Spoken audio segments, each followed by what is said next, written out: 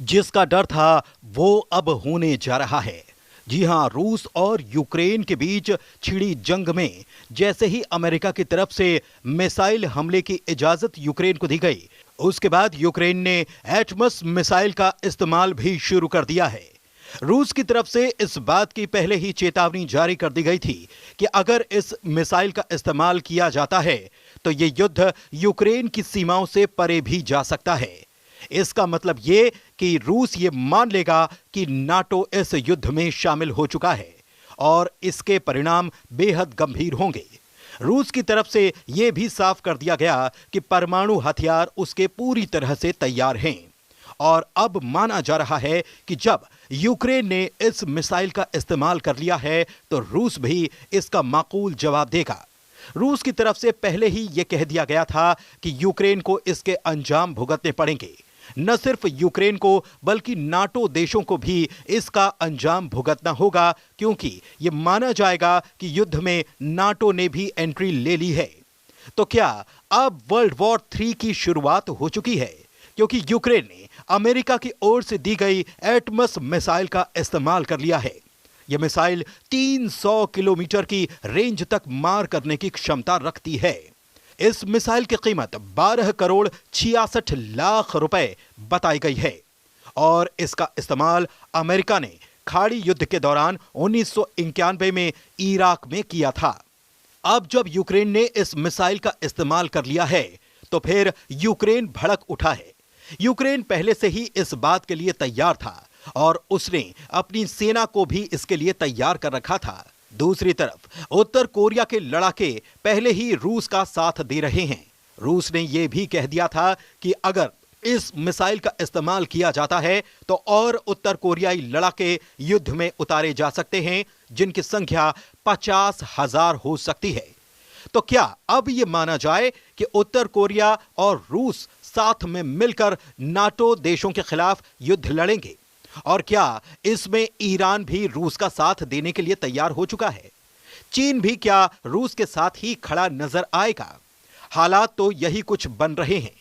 क्रिंग्स की बात हो रही थी। क्रिंग्स यानी कि चाइना, रशिया, ईरान और नॉर्थ कोरिया, ये 4 देश क्या अब नाटो से लोहा लेने जा रहे हैं? खबर जो आ रही है उसके मुताबिक अमेरिका ने यूक्रेन की राजधानी कीव में बुधवार को अपनी एम्बेसी को बंद कर दिया है। यूएसए के स्टेट काउंसिलर डिपार्टमेंट ने मंगलवार रात इस बात का ऐलान कर दिया। कीव स्थित अमेरिकी एम्बेसी ने कहा है कि उन्हें सूचना मिली थी कि रूस बुधवार को हवाई हमला कर सकता है और एहतियात के तौर पर यह कदम उठा लिया गया है।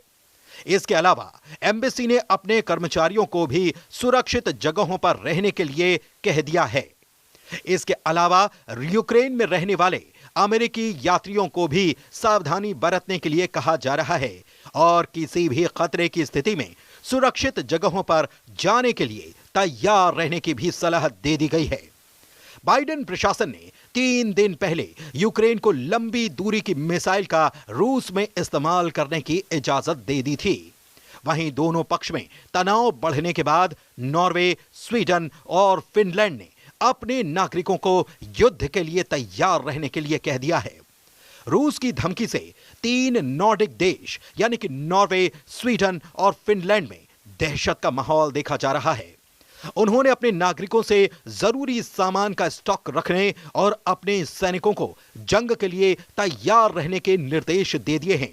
यह बताने के लिए काफी है कि कैसे अब इस युद्ध का दायरा बढ़ता ही जा रहा है और क्या जैसे कि 3 देश अपनी तैयारियां कर रहे हैं तो ये 3 देश भी इस युद्ध में उतरने वाले हैं।